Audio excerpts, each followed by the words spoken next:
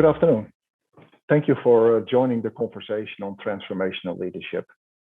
I am Piet Bil, Kyndryl Managing Partner for American Express, serving the IT industry for over 30 years and serving our clients around the world in their transformation one way or the other. In this section, I want to share with you my personal observations and provide some recommendations dealing with the changes you face head on. Over the last decades, we have spoken a lot about transformation, one way or the other. And I think it is a continuous story and it will stay there for a long time to come. In the last 10 years, I would argue it has been a lot fueled by startup discussions, technology discussions. But I guess we can also argue we would never have anticipated that we would be where we are today, not even in those 10 years. I recall myself a conference I joined in 1999, and it was called Vision 2020. It was all about the supply chain in the consumer industry. And it was all about new entrants into the market and the changes that the consumer industry foresaw for their own supply chain. But again, it was all based on the business as we knew it, with existing companies, existing supply chains, existing payment systems. And to be fairly honest, it was a lot focused on digitizing what we know. And I still think that's what we are doing today. We do a lot of digitization of what we know. The question is, of course, how are we going to foresee what's going to change, really change from a supply chain perspective and a payment industry perspective related to the business changes? So if I look at where we are today, I mean, you can have a lot of discussions, but as a previous presenter just discussed around the compression of margins in the retail industry, I think there's a lot of change still to come. You see changes in payments, you see changes in the lending industry with point of sale lending. You see direct payments, crowdsourced funding, and a ton of others popping up. So a lot of, let's say, moving parts there. You see new niche players coming up, players that provide payments solutions in the areas where the payment industry is not. So for example, in the car industry, when you buy a car, the point of sale determines the entrance into that market for payments. I think we will further see an extreme digitization. It will reach new levels. Let's face it, 10 years ago, we could not have foreseen the level of mobile penetration as we see today. But again, it will be mainly focused on what we know. The challenge will be, what is it that we don't know that will change? If you look at the banking industry specific, you see new players coming up that have completely different profiles. I know of this Spanish bank that has an expense to revenue ratio below 10%. Well, for those in the banking industry, you know that that's extreme. But it's a guy basically running a bank in a basement, connecting the dots between several solutions. Is that a sustainable solution for the long run? I don't know. But what it does point you to is a new kind of supply chain also for payments.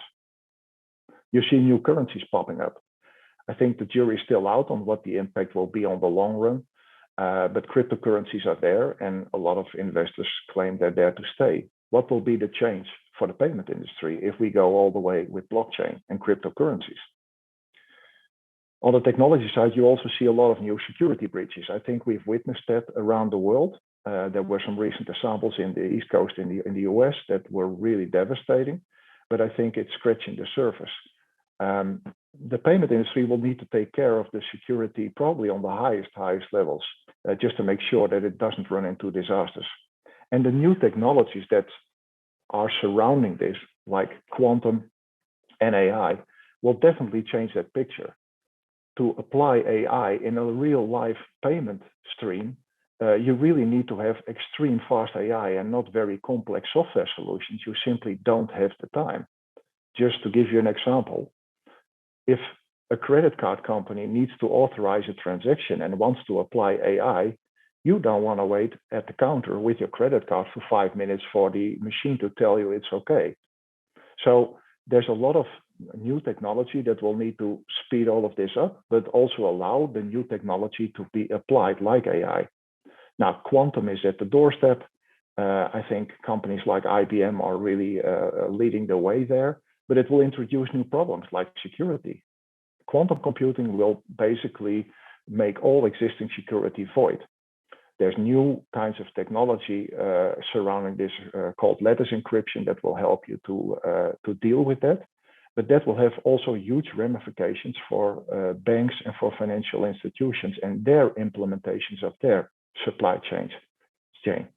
So the rate and pace of all these changes is clearly speeding up. And I personally think it cannot be contained by any single party on its own any longer. At least not if you want to run your company in a low-cost, efficient way. So the speed of the decision making to deal with these threats, look at how to deal with the security threats, for example, and the impact of those threats into the business, require you to work with partners in a very, let's say, profound, sustainable way. You need to start relying on them. And therefore, the partner ecosystem surrounding the payment industry will be vital. And you need to work with partners in niches where you might not even expect them right now. Another element in that equation going forward is you need the talent to drive the change. You need to hire talent from the market and keep that as not as a one-off, but as a continuous stream, just to make sure you keep the latest and greatest insights, get it into your company. If you really want to maintain product growth and expand your sales channels. I mean, picture Snapchat, WhatsApp, Instagram, all these new social platforms. If I look at my two sons and what they do with Snapchat, I need to start asking them how they see payments around it, because we might be missing the point if we just keep looking at the regular channels as we know them today. And then finally, a thing that will be heading us is the deregulation and globalization. I think we've witnessed a lot of that in the recent years, but I think it will go to the next level. Just picture data localization as an issue. For those of you who work with the Indian regulators, you know that recently the Indian regulator mandated all data for financial institutions to be local for the clients that they deal with in India. Now, if you had a very central payment strategy, you really need to rethink your architecture. So this is where I would argue globalization, regulation, and technology will find new crossroads, new architectural designs. And that's not architecture from a technology perspective or an IT perspective, but it's a really all business encompassing strategy around how we set up systems to deal with clients. Now, getting ready for the future, I think the payments industry and its transformation will become more complex.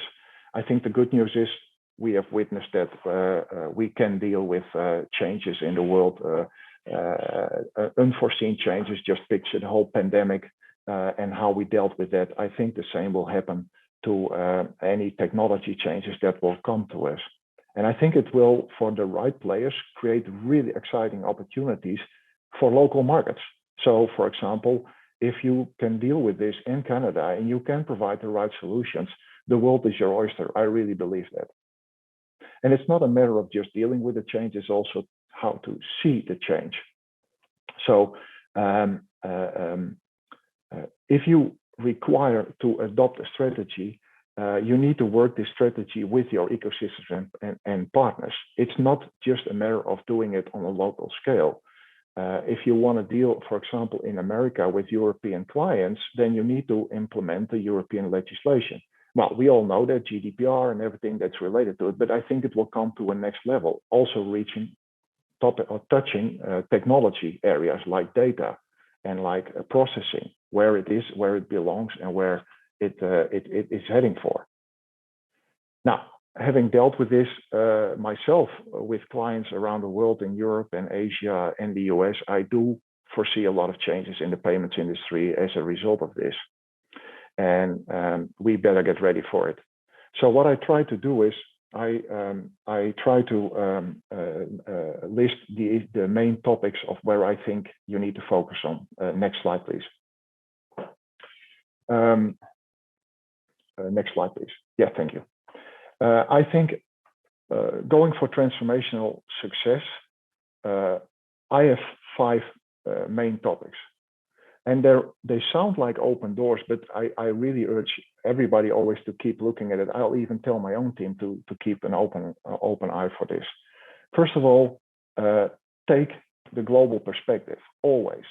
So if you're a Canadian lender in the Canadian market or in the payment industry in any way, shape, or form, you really need to think about your clients. A recent example I had was in Australia, an Australian bank, very local to the market, one of the biggest players, but it's dealing with Indian clients. So you can think you're in a local market and have local issues, but you need to think globally. So it's better to start from that angle, would be my very strong recommendation for anything you do, because again, you will deal with that also in Canada. Secondly, I cannot emphasize this enough, and maybe I should have put it on top of the list. It's all around culture.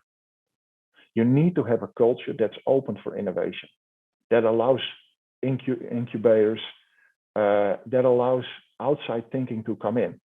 So instead of building an IT empire in your company, it's more about finding the right partners and keeping architectural oversight and control, because you own the business, nobody else. And you need to find the partners that therefore match your culture, your personal culture. You need to be able to act swiftly within your cultural framework. So it's better to find partners for the long run that match that than potentially an individual provider for a technology solution.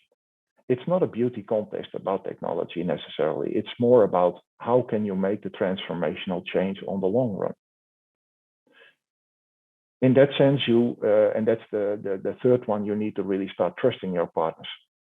And I would argue it is a top-to-top discussion, but it goes basically throughout the whole organization. You need to find the partners you can trust and rely on. And then the fourth one is take the big picture. So you could argue, yeah, the global one, isn't that the big picture? Well, that's part of the equation. What I mean with big picture here is, it's not just your industry, it's the industry of your clients that you're part of that you need to think about. And I dealt with a bank that was responsible, is one of the biggest players in the diamond industry. Now you could argue, hey, diamonds, you're in Belgium dealing with diamonds and you use this bank. Well, you take care of the global perspective, that's one. But diamonds come with a whole other set of attributes, separate from value even. It's the whole supply chain of a diamond, from mine, well, as the industry always says, from mine to misters, but from mine to the market, to the retailer. You need to have certified diamonds.